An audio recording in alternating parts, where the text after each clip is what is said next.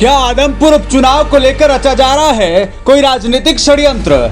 आखिर कुलदीप बिश्नोई से किसको सता रहा है डर? ऐसा क्या हुआ कि अचानक सोनाली फोगाट के ससुराल मिलने पहुंचे कुलदीप बिश्नोई के सामने आदमपुर सीट पर उपचुनाव में सोनाली फोगाट की राजनीतिक विरासत संभालने वाली बहन रुकेश पूनिया के चुनावी मैदान में उतरने की खबर के बीच सोनाली फोगाट परिवार में फूट की खबर भी सामने आई है, जिसके बाद सियासी गलियारों में हलचल बढ़ गई है। सोनाली फोगाट के परिवार ने कुलदीप बिश्नोई को लेकर अलग अलग बयान दिए हैं। आगे के वीडियो में हम आपको आदमपुर उपचुनाव से पहले उपजे इस विवाद की पूरी कहानी बताएंगे।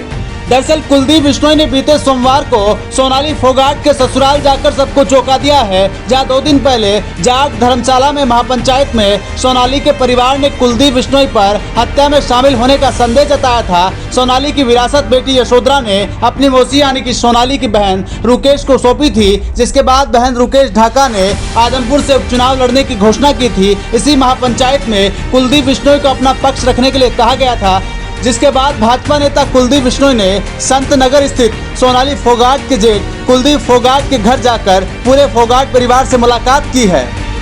आपको बता दें कि कुलदीप बिश्नोई ने महापंचायत के विषय में परिवार से बातचीत की है। इस पर जेठ कुलदीप फोगाट ने कहा कि जाट धर्मशाला में हुई महापंचायत से उनका कोई लेना देना नहीं है। इस महापंचायत में कुछ लोग, जिनमें सोनाली के मायके के लोग और कुछ दूसरे लोग शामिल हुए थे। सोनाली के जेठ ने आगे कहा, ये सब 7 रोड का रहने वाला जीजा अमन पूनिया करवा रहा है। उसने महापंचायत में अपनी पत्नी यानी सोनाली की बहन रुकेश को चुनाव लड़वाने की घोषणा करवाई है, जबकि सोनाली के पास कोई राजनीतिक विरासत नहीं है। जेठ कुलदीप ने कहा कि राजनीतिक विरासत कई पीढ़ी से राजनीति में लोगों की सेवा करने वाले लोगों की होती है।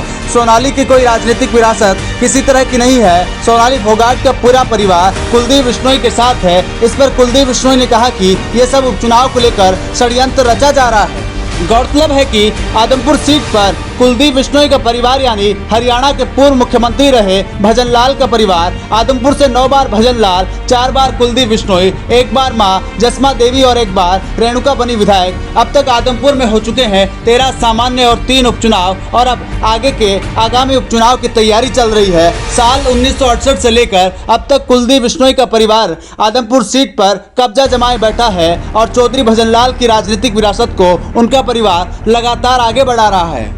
लेकिन अब दूसरी तरफ सोनाली के मायके और ससुराल में मतभेद नजर आने लगे हैं। फोगाट परिवार ने राजनीति से इनकार किया है। सोनाली फोगाट की सास ने कहा कि हमें कोई शक नहीं है, लेकिन दूसरी तरफ सोनाली फोगाट की बहन रुकेश के पति अमन पूनिया ने कहा कि जिन लोगों से कुलदीप बिश्नोई मिले वह असली परिवार नहीं है। सोनाली के पति की मौत हो चुकी है। उनके पति के भाइयों में से सिर्फ सुरेंद्र फोगाट जिंदा है। दूर दराज के रिश्तेदार कुछ भी बयान दे सकते हैं। जिन लोगों ने कुलदीप के साथ होने के बयान दिए हैं वह लोग सोनाली के न्याय की मांग में पहले भी खड़े नहीं थे और अब भी नहीं हैं। वे लोग खुद ही कह रहे हैं 20 साल से कांग्रेसी होने के नाते कुलदीप के साथ काम कर रहे हैं। हम अपने बयान पे पूरी तरह कायम हैं। आज के घटनाक्रम के बाद हमें डर सताने लगा है। पता नहीं हमारे साथ किसी तरह का कोई हादसा तो नहीं करा दिया जाएगा। उपचुनाव से पहले हमें गायब तो नहीं करवा दिया जाएगा।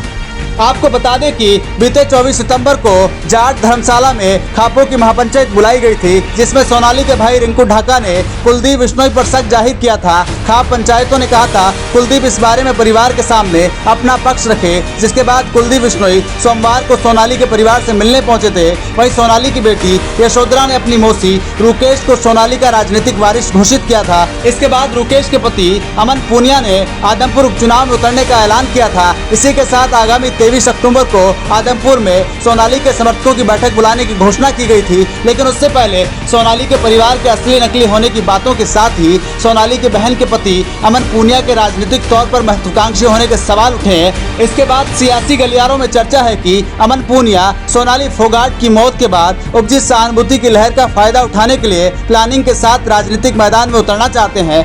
अब ये तो चुनाव की आधिकारिक तारीखों के ऐलान के बाद ही तय होगा कौन कौन चुनावी मैदान में उतरता है और नतीजों के बाद ये तय हो जाएगा कि आदमपुर का किंग कौन होगा, चौधरी भजन लाल का परिवार या कोई और। ब्यूरो रिपोर्ट, संसार क्रांति न्यूज।